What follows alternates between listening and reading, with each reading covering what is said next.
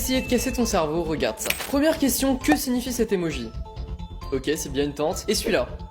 Ok, c'est bien une fête. Et pour finir, celui-là, c'est bien une horloge, bravo. Et maintenant, j'aimerais que tu penses à n'importe quel nombre entre 1 et 50 composé de deux chiffres impairs différents. Je te laisse un peu de temps, et dès que tu auras ton numéro, tu pourras liker la vidéo pour être sûr de ne plus changer. Alors si j'ai bien réussi à t'influencer inconsciemment avec la sonorité des emojis et avec l'heure qui était sur l'horloge, je pense qu'en ce moment, une énorme partie d'entre vous pense précisément au numéro 37. Si j'ai eu bon, tu dois t'abonner, et si c'était pas ça, tu fais partie des 35% restants, alors dis-moi en commentaire à quoi tu penses. Bonjour à toutes et à tous. Par levée de main, est-ce qu'il y a des personnes dans la salle qui connaissaient ce jeune homme? Ouais, quelques-unes quand même, ouais. Donc il s'appelle Antoine Langlois, c'est un jeune prodige du mentalisme. Et s'il avait été dans la salle, je pense que le résultat aurait été encore plus impressionnant. Il démontre notamment l'impact du mentalisme sur la prise de décision. Mais vous allez me dire, c'est quoi le rapport entre le mentalisme et le product management? On va y venir.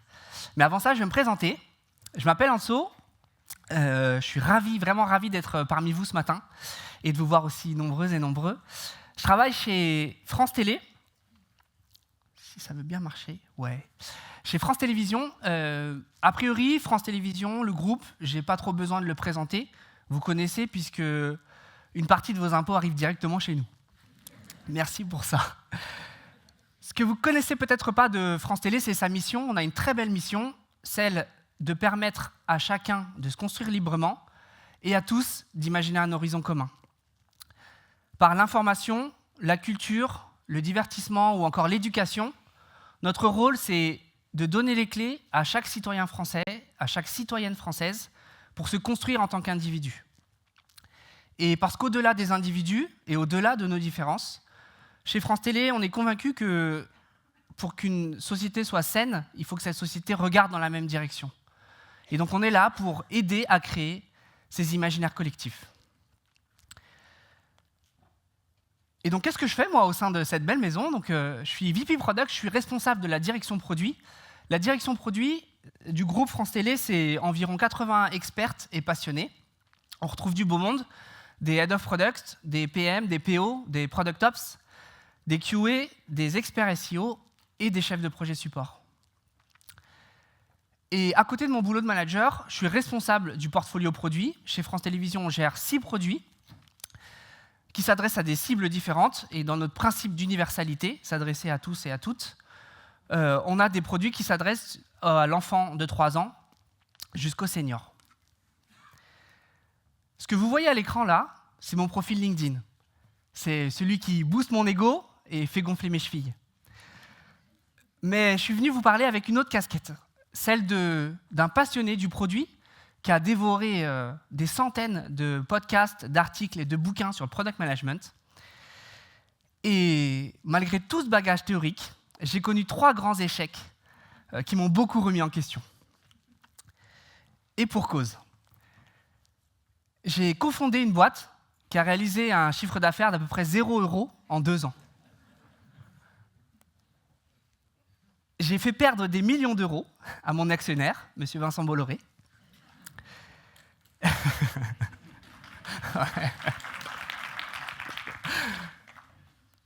Et j'ai lancé un projet de transformation qui a déclenché une menace de grève au sein du groupe France Télévisions. Ces expériences ont façonné la personne que je suis aujourd'hui. Mais je dois bien avouer qu'elles ont été très douloureuses pour moi. Et à ce propos, j'aimerais vous partager quelques chiffres qui me semblent très significatifs. La dernière étude LPC, que je vous invite tous et toutes à lire et à consulter si vous ne l'avez pas fait, elle est vraiment très riche en enseignements, elle met en valeur un phénomène dont on n'avait pas vraiment parlé jusqu'alors.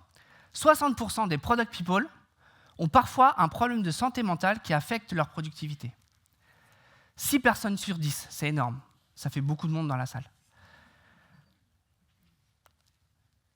Quand on regarde un peu dans le détail, dans cette étude, ce qu'on voit, c'est que cette difficulté qui génère un mal-être, elle est liée à des facteurs qui semblent nous dépasser. On parle d'objectifs irréalistes ou flous, de l'incapacité à produire un travail de qualité, ou encore l'impossibilité à participer à la prise de décision. En bref, on a un mal fou à incarner notre métier au sein de nos organisations. Et si cette difficulté reflétait uniquement une mauvaise perception de notre part, j'aimerais ce matin vous inviter à voir les choses différemment. Comment mieux incarner notre métier au quotidien, loin d'une vision peut-être un peu trop sublimée de celle qu'on retrouve dans notre littérature? Voilà ce dont on va parler ensemble dans la prochaine demi-heure. Et pour faire ça, concrètement, on va s'attaquer ensemble à 2 grandes idées reçues sur le product management qui, selon moi, entravent notre capacité à agir et donc à être plus utile pour nos utilisateurs et pour nos organisations. La première idée reçue, à mon sens, et je vois quelques sourires, la plus répandue et la plus dévastatrice, c'est celle-là. Le PM décide de tout. Voici quelques principes qu'on retrouve ici et là dans notre littérature, j'imagine que vous les connaissez par cœur. Ces principes, je dirais même ces injonctions sur ce que nous sommes censés faire au quotidien, elles sont très éloignées de ma réalité. Petite réflexion rapide, demandez-vous à quand remonte la dernière fois où vous avez pris une décision seul. Une décision sans avoir à décider avec un designer, avec un dev, avec une personne du market ou même avec votre manager. Pour moi, il existe de très rares cas où mes décisions n'impactent que moi seul. En général, elles concernent aussi les autres. Et donc, dit autrement, il existe de très rares cas où je suis finalement le décisionnaire. Je co-décide. Autre extrait de cette même étude, lorsqu'on demande à des product people de quoi ils sont responsables dans leur entreprise, voilà leur réponse. Et voilà un énorme paradoxe. Si on prend par exemple la stratégie produit, la stratégie produit, c'est la mission qu'on vend le plus à nos PM dans les fiches de poste. Oui, en tant que PM, vous serez responsable de la stratégie produit sur votre périmètre et vous aurez un impact incroyable et blablabla et blablabla. Comment est-ce qu'on peut se sentir pleinement responsable de la stratégie produit lorsqu'il y a des personnes qui ont le pouvoir de décider à notre place? La plupart d'entre nous l'ont vécu. Ce sales qui vient nous voir et qui nous dit « Hey, j'ai dealé un nouveau partenariat avec un client, là, il faut modifier ta roadmap. » Ou ce designer qui nous répond « Ouais, j'ai bien compris la fonctionnalité qu'on doit développer, mais il me faut 2 mois pour bien faire ma recherche utilisateur et bien comprendre le problème qu'on essaye d'adresser. » Ou même ce manager, tout fier, qui vient à la démo et qui nous dit « Bon, changement de plan, on doit délivrer cette fonctionnalité à telle date. Je me suis engagé. » Je vois quelques sourires dans la salle, j'imagine que ces situations résonnent chez certains d'entre vous. Et en fait, ces situations-là, il y en a plein, ce ne sont que des exemples. Mais tout ça pour dire que toutes ces injonctions autour des responsabilités des PM, non seulement pour moi, elles sont fausses, mais surtout, elles pourrissent notre quotidien. Mais si ces injonctions sont fausses, ce serait quoi alors notre vraie réalité? Eh bien, j'ai un avis assez tranché sur la question. Je crois que nous ne sommes pas comme Poutine, qui décide de tout seul, et qui peut réellement le faire parce qu'il en a les pleins pouvoirs.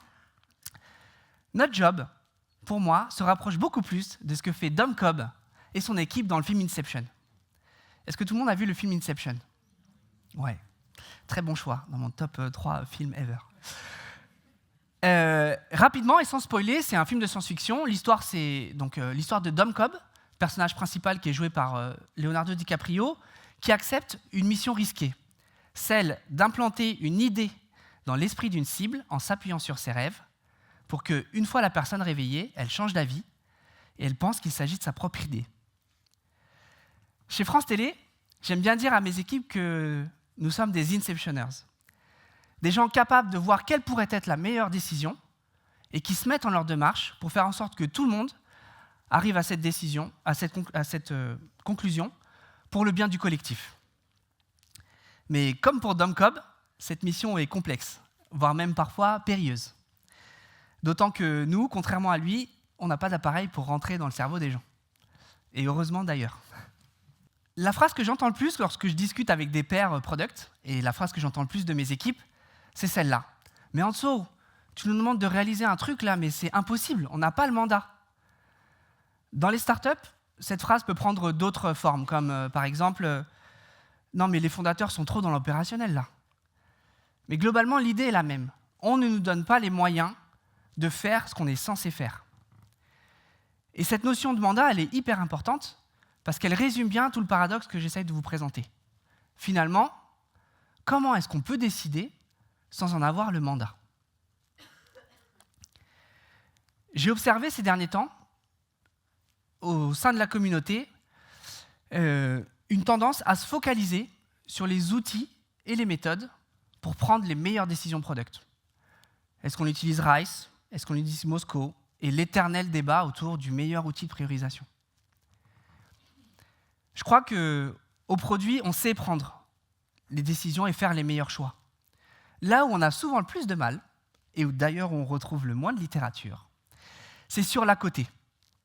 Comment est-ce que je gère des personnes qui ne sont pas d'accord avec moi? Comment est-ce que je favorise l'adhésion à ma prise de décision, voire comment je la fais appliquer? Ces questions sont centrales dans notre métier au quotidien, et pour être honnête, je cherche encore certaines réponses, mais j'aimerais vous présenter quelques tips qui ont fonctionné pour moi et qui, je l'espère, vous aideront au quotidien.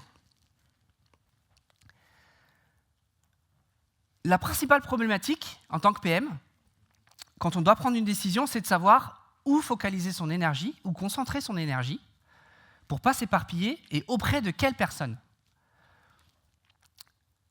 C'est des décisions difficiles à prendre, et pourtant, on le sait, en tant que PM, le temps est majeur dans notre activité. Comment faire pour faire ça? Eh bien, je vous propose de réaliser un travail en 3 étapes.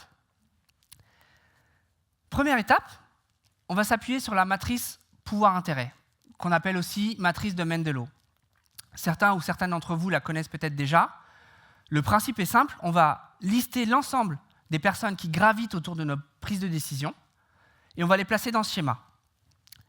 En bas à gauche, les personnes qui ont assez peu d'intérêt et assez peu de pouvoir. En gros, les gens qui un matin viennent vous voir et vous disent il paraît que vous allez sortir cette fonctionnalité bientôt, c'est trop cool, j'ai hâte. Ceux-là, même s'ils sont importants, on va leur envoyer une release note et c'est tout. On ne va pas y passer beaucoup plus de temps.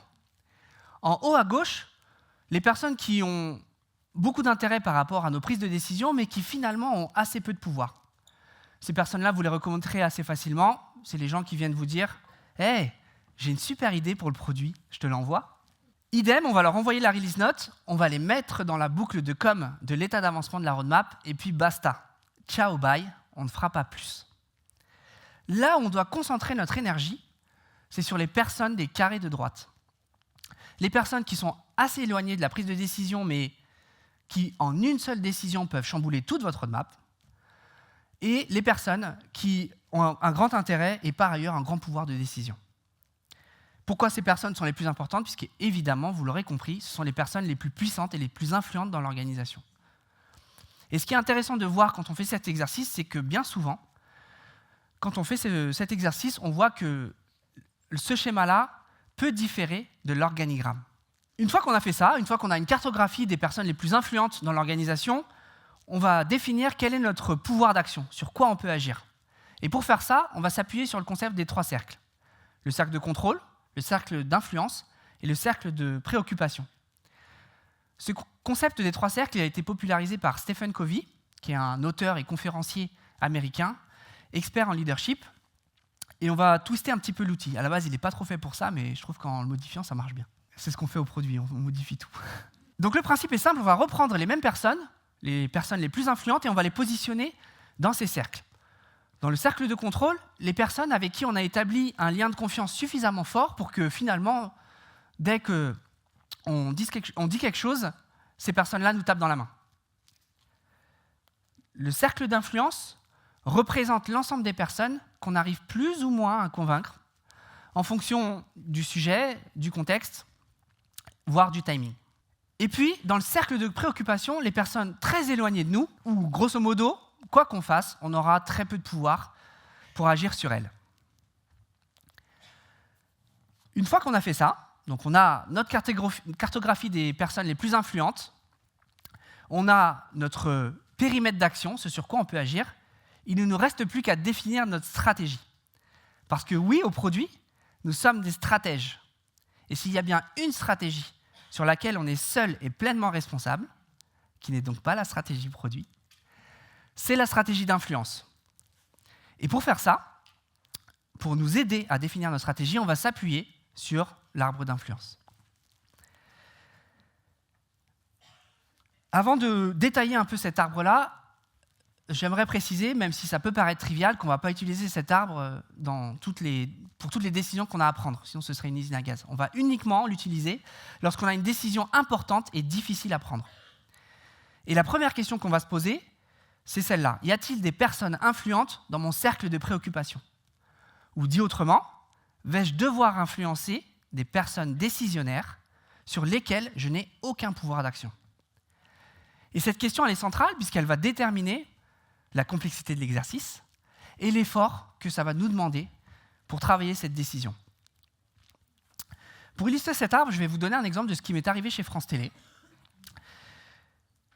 Quand je suis arrivé chez France Télévisions et que j'ai commencé à travailler sur notre plateforme de streaming France.tv, qui est un peu notre Netflix à nous, même si on n'aime pas le dire, j'ai fait un constat assez rapide qui était qu'on ne connaissait pas nos utilisateurs. On ne savait pas qui ils étaient, ce qu'ils faisaient sur la plateforme, ni même pourquoi ils venaient sur la plateforme. Et évidemment, il y a 1000 façons de mieux connaître ses utilisateurs. Mais à l'époque, j'avais une idée assez radicale, parce que le contexte aussi voulait ça, c'était de mettre en place un login obligatoire pour consommer nos contenus. Cette approche, aujourd'hui, fait beaucoup moins de débats. Les grands acteurs le font, Netflix, Canal, même pour la partie gratuite, TF1+, M6+, Molotov.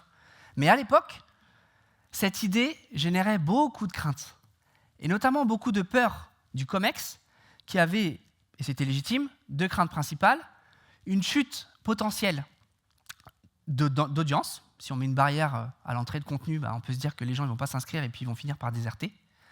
Et deuxième, un risque en termes d'image. Mettre une barrière à l'entrée des contenus d'un service public, où on est censé être accessible à toutes et à tous, ça peut poser question. Donc en bref, j'ai bien compris que cette idée que je portais fermement, elle allait être difficile à déployer. D'autant qu'à l'époque, je venais d'arriver et je n'avais pas du tout accès au COMEX. Et donc, qu'est-ce que j'ai fait? J'ai appelé un ami, ou plutôt une amie. En l'occurrence, j'ai fait appel à ma boss, et j'ai une chance inouïe d'avoir ma boss dans mon cercle de contrôle. Ce n'est pas le cas pour tout le monde, malheureusement. Et donc je lui ai fait part de cette idée-là. On n'a pas mis beaucoup de temps à se mettre d'accord. Elle était pleinement consciente de ce qu'il fallait faire. Et donc je lui ai dit, écoute, moi je n'ai pas accès au COMEX, j'ai besoin que tu plantes cette graine dans l'idée du COMEX et que tu me déploies le tapis rouge pour aller défendre cette idée. Et c'est ce qu'elle a fait. Et c'est ce qu'elle a très bien fait. Et donc ce qui s'est passé, c'est que temporairement, le COMEX, qui était un organe auquel je n'avais pas accès, et donc dans mon cercle de préoccupation, est devenu temporairement dans mon cercle d'influence. J'avais les moyens de convaincre le COMEX. Et donc c'est ce que j'ai fait. J'ai usé de tout un tas de techniques d'influence que je ne vais pas détailler ici. Ce n'est pas l'objet du talk, mais on peut en parler si vous voulez après. Mais pour vous donner une idée, par exemple sur les techniques d'influence, j'ai beaucoup utilisé l'effet de groupe, la preuve sociale. Si tout le monde pense ça, alors c'est qu'a priori, c'est la bonne décision à prendre. Et le COMEX adore ça. Donc, résultat, le COMEX a dit « Ok, banco, on y va ». On a déployé cette idée et évidemment, vu que c'est un changement majeur, il y a eu des réticences au sein du groupe France Télévisions. Des gens très attachés qui disaient « Moi, je ne veux pas mettre une barrière sur les contenus ». Mais ayant l'appui du COMEX, forcément, c'est beaucoup plus facile pour déployer l'idée. Si je n'avais pas fait ça, probablement qu'on aurait déroulé cette idée-là. À un moment donné dans le projet, il y aurait eu un retour arrière, on aurait dû tout annuler. Et puis parfois, le jeu n'en vaut pas la chandelle. Parfois, le gain est trop incertain par rapport à l'effort qu'on va mettre en place. Pareil, un exemple chez France Télé, on avait une application mobile dédiée au sport. C'était une application qui avait une particularité, on avait des utilisateurs très engagés, mais de manière très ponctuelle. En gros, les utilisateurs se connectaient sur notre app pendant un événement sportif, comme Roland-Garros, consommaient l'événement, puis ils désertaient pendant des mois, on ne les voyait plus, et ils revenaient pour consommer un autre événement sportif, comme par exemple le Tour de France. Et d'un point de vue produit, ça posait problème parce que c'était une app difficile et coûteuse à maintenir. Et donc mon idée, c'était de killer cette app et de migrer les utilisateurs vers d'autres apps du groupe. Problème, c'était une app historique. Une app qui avait été créée bien avant que j'arrive, et comme toute chose historique, évidemment difficile de faire passer cette idée. Ça aurait été simple si j'avais pu avoir accès au sponsor de l'époque, sponsor qui tenait beaucoup à cette app. S'il était dans mon sac de contrôle, et j'aurais pu lui dire « Non, il ne faut pas faire ça. Ok, on se tape dans la main, on ne fait pas. » Ce n'était pas le cas. Je n'avais pas accès à son sponsor. Ça aurait été peut-être plus simple si, comme dans l'exemple précédent, j'avais pu appeler un ami pour m'aider. Malheureusement, ce n'était pas le cas. Et en dernier recours, ce que j'aurais aimé, c'est avoir la possibilité de pouvoir convaincre quelqu'un, peut-être dans l'équipe de ce sponsor, pour que cette personne puisse m'aider à avoir accès à ce sponsor. Malheureusement, ce n'était pas le cas non plus. En bref, j'étais complètement bloqué. Et dans ces situations, par expérience, je trouve que le mieux à faire, plus que dépenser son énergie, c'est d'aller à l'arbitrage. Donc l'arbitrage, demander à des décisionnaires de choisir entre plusieurs options.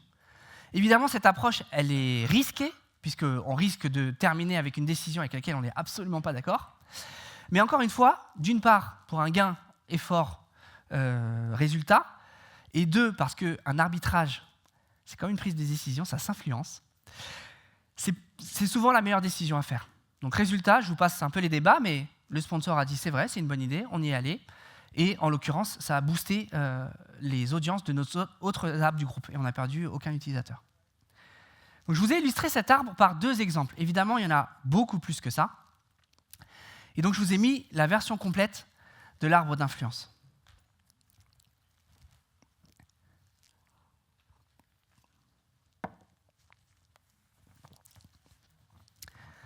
En résumé, et en définitive, pour moi, on décide de rien du tout. Notre métier, c'est pas de spécifier, c'est pas de prioriser, c'est même pas de décider.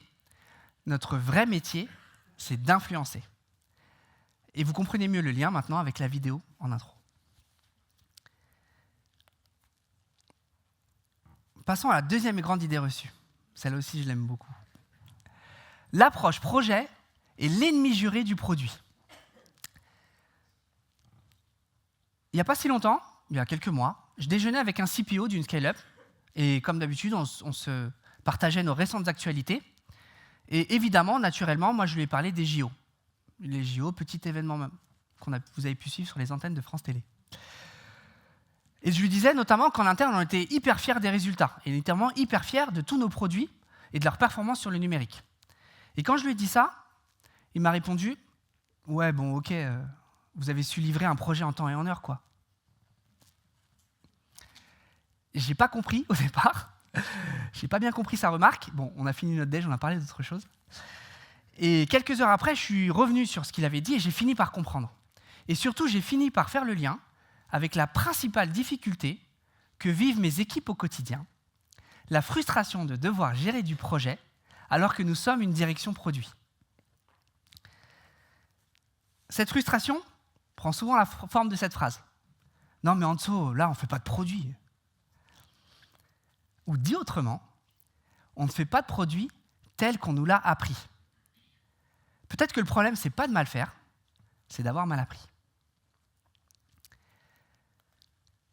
Mais d'abord, faire du produit, ça veut dire quoi? En général, quand je pose cette question, et je propose ces réponses, les réponses sont assez unanimes. Je vais vous laisser quelques secondes pour réfléchir à votre réponse, et puis on va le faire un peu par lever de main, ça m'intéresse. Ok, normalement vous avez une idée. Qui a opté pour la réponse A? Ok, quelques-uns. Ok. La réponse B? Ok. C? Ok. D? Ok, la majeure partie. Donc, ma recherche utilisateur était bonne.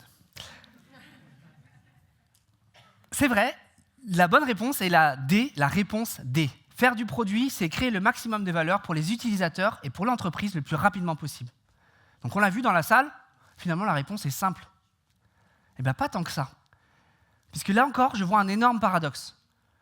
La grande majeure partie de notre littérature traite des 3 premiers points. Comment ne pas se sentir frustré lorsque nos organisations ne nous laissent pas faire ce qu'on nous dit devoir faire au quotidien. Je vous laisse un peu de temps parce qu'elle est troublante cette image. Donc je disais, comment est-ce qu'on ne pas être frustré lorsque nos organisations ne nous laissent pas faire ce qu'on nous dit devoir faire au quotidien? La clé réside peut-être dans notre capacité à changer notre point de vue. Plutôt de se demander, est-ce qu'on a utilisé la bonne méthode pour faire notre discovery? Est-ce qu'on a utilisé le bon outil de roadmap? Ou est-ce qu'on a utilisé le bon outil de priorisation? Peut-être que la meilleure façon de faire, c'est de se demander si, à l'instant T, je suis en train de créer le plus de valeur possible pour mes utilisateurs et pour mon entreprise, peu importe la manière de faire. Pour illustrer ça, j'aime bien prendre l'exemple de la façon dont on gère la stratégie produit chez France Télévisions lorsqu'il s'agit d'événements sportifs. Et puisque j'en parlais, on va prendre l'exemple des JO. Les JO, c'est facile en interne, c'est un haut niveau de qualité, étant entendu l'ampleur de l'événement, un budget fixe, et, ce qu'on n'aime pas au produit, une deadline fixe qu'on ne peut pas bouger. Avec tout le pouvoir d'influence qu'on peut avoir, on ne changera pas la date des JO. Et donc, on retrouve finalement le fameux triangle d'or du projet. Qualité, coût, délai. Et dans ces conditions, n'importe quel expert vous dirait que le meilleur moyen de délivrer le dispositif, c'est de le gérer en mode projet. Et c'est ce qu'on a fait. On l'a géré en mode projet, on a fait des chantiers, on a fait un planning Gantt sur Excel, ce qu'il ne faut pas faire. Et malgré tout, ça ne nous a pas empêché d'abandonner certains principes produits. Et en l'occurrence, c'est ce que je vous conseille lorsque vous êtes en mode projet, c'est d'ajouter 3 composantes. C'est ce qu'on a fait chez France Télé. 1, la notion d'objectif. Face au dispositif, on a objectivé notre dispositif par rapport à la valeur et des critères de succès qu'on a notamment indexés, non pas sur l'événement, mais sur l'après-événement. Première chose. Deuxième chose, on a ajouté une notion utilisateur. On s'est appuyé sur nos verbatim, sur toute notre connaissance utilisateur pour créer le dispositif, d'une part. Et aussi, on a ajouté un indicateur de succès, de satisfaction utilisateur, dans les objectifs.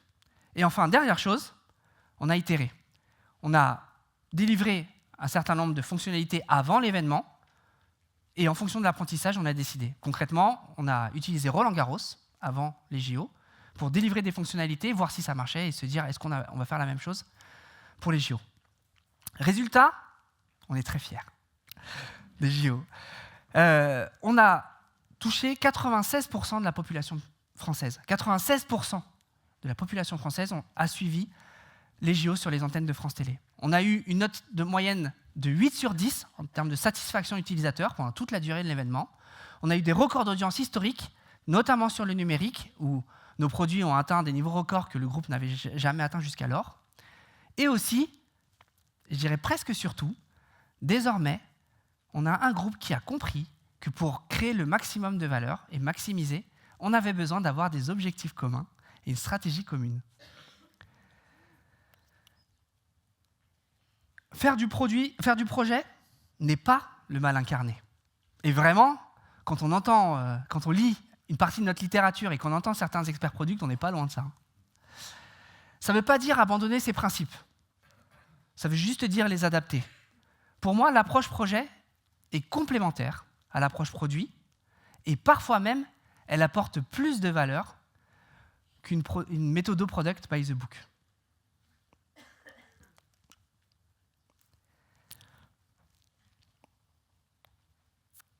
On arrive à la fin de ce que je voulais vous présenter. Ce qui me semble important que vous reteniez, c'est que notre métier est aussi complexe qu'excitant. On a toujours tous du mal au quotidien à incarner notre métier, et que cette complexité, souvent, elle est accentuée par un certain nombre d'idées reçues. J'en ai exposé 2, il y en a plein d'autres, notamment, par exemple, le dogme qu'on a autour de la recherche de problèmes avant la recherche de solutions. On pourra en parler des heures.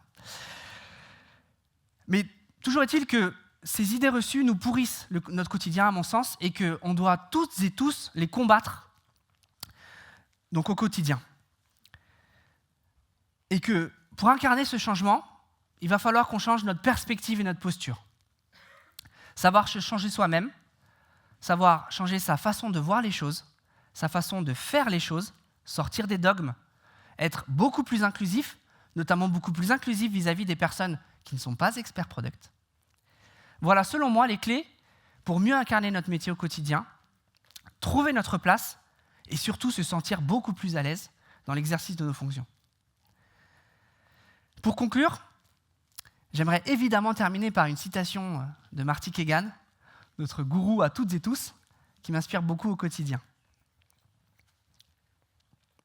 Non, c'est pas vrai. Celle-là, elle est Michael Jackson. Comme quoi, on peut tous faire du produit. Merci pour votre écoute.